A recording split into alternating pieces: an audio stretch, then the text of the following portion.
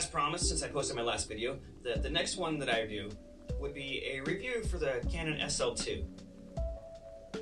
So that's what's happening today. I'm not worried about any of these guys here. I'm not talking about lenses. We're simply talking about the camera itself. We're just gonna get rid of all of these, and we're just gonna talk about this. This is the body of the camera. Now, I'm not gonna do a full scientific review. I'm not looking to make an hour-long video. I'm not even looking to make a half-hour-long video.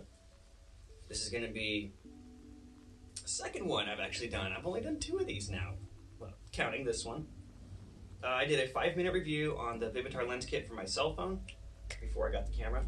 So why not? Let's do another 5-minute review, but maybe we should roll an intro first. Let's do that.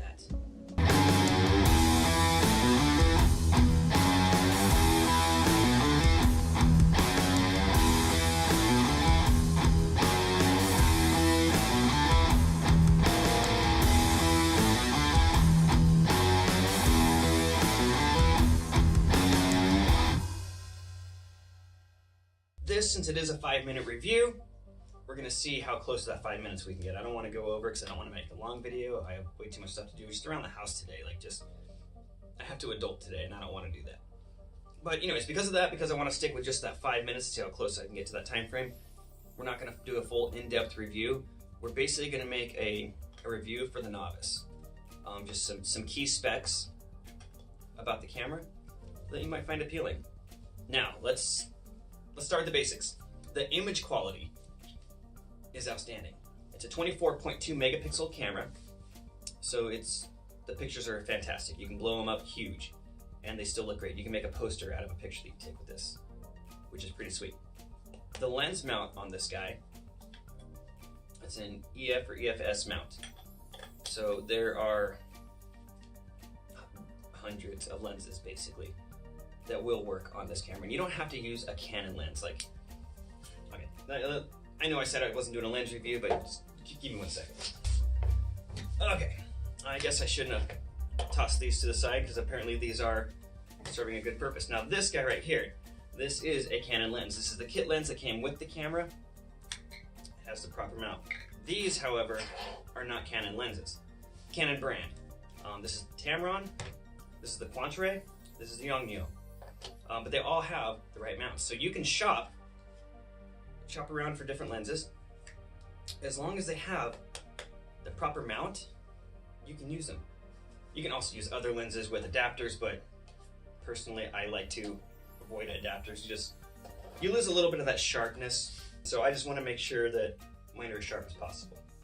Now, let's get into shooting with this thing. So you can save it in 2 different file formats.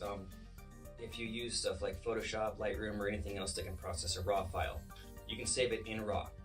If you don't, if you just want to be able to take a picture, put it online, that's fine. You can save it in JPEG.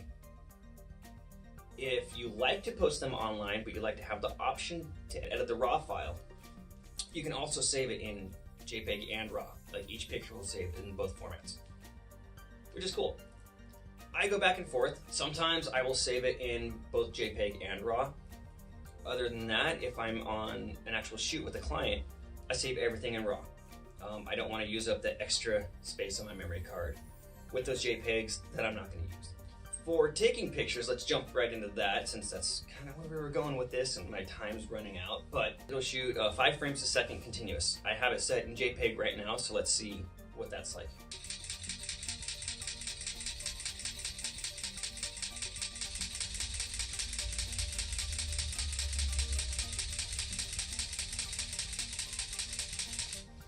Okay, I'm sure I could keep going, but I don't feel it's necessary.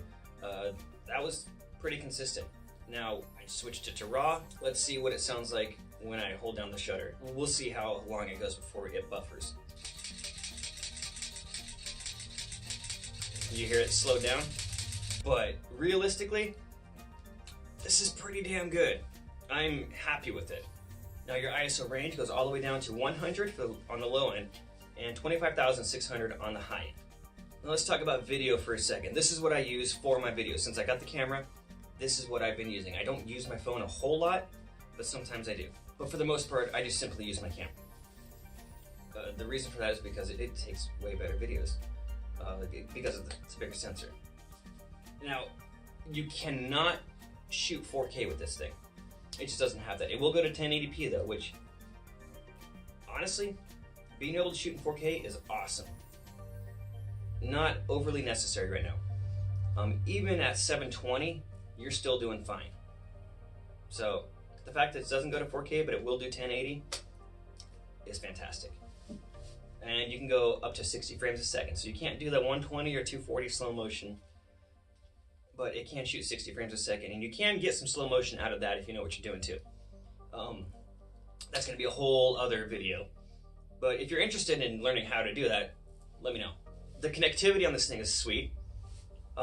You have right here, that's a slot for a remote shutter. The cool thing about it though, is it has built-in Wi-Fi, NFC, and Bluetooth. So you can use your phone with the Camera Connect app as the remote shutter. You don't even have to be connected to it at all. That was the coolest feature. Like, I was super excited about that, and I've used it, I'd say a million times, and I don't even know if I'd be exaggerating. A lot. So it's a great feature. You can transfer your files from the camera to your phone or even to your computer with those features wirelessly. That's another plus. Over here on this side of the force, we have your HDMI and your USB. So you have several options for connectivity with this guy. The autofocus on this thing is really fast, very accurate. It has 9 autofocus points, and in the center is a cross-point autofocus, which is crazy accurate.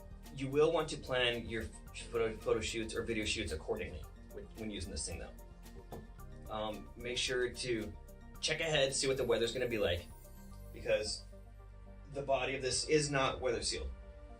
If it gets a little splash on it or something, you're probably gonna be okay, but I would avoid it if at all possible. The other thing is the camera does not have any in-body image stabilization. You can get lenses that do have this, however, so I'll make sure to keep that in mind.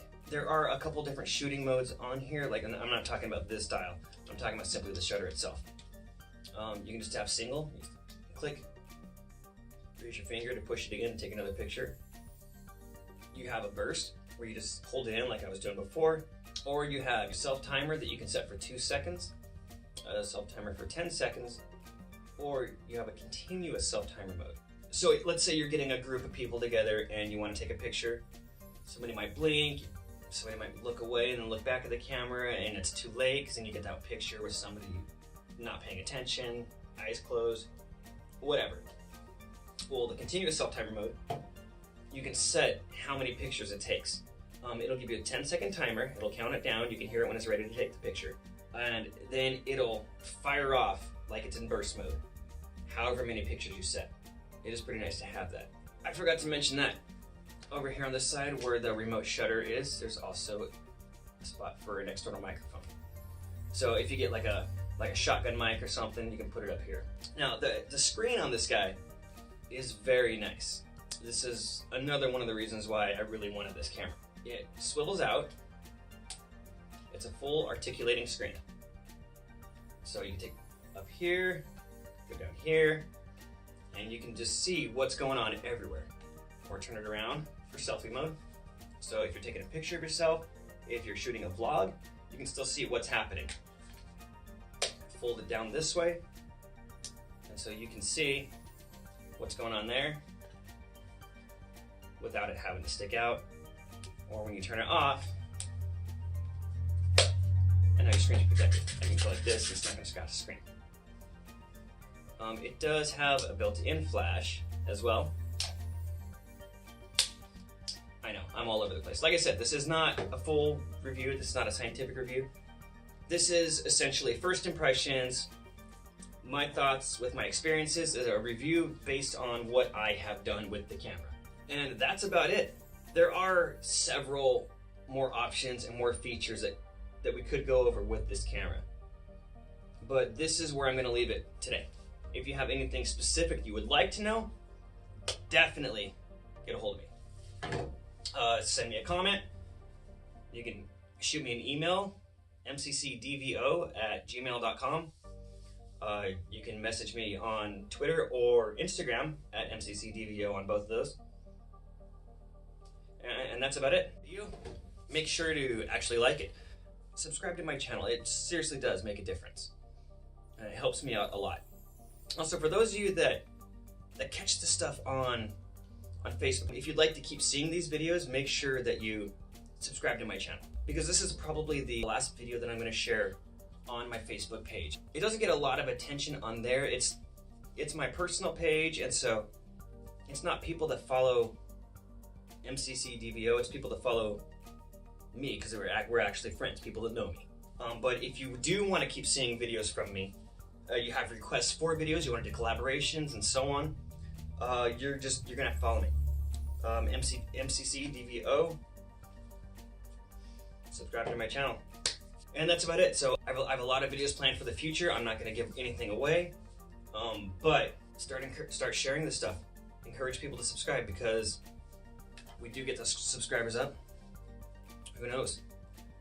Maybe we will start seeing some giveaways. And who doesn't like free stuff? But that's all for me today. So until next time, keep creating. Cheers.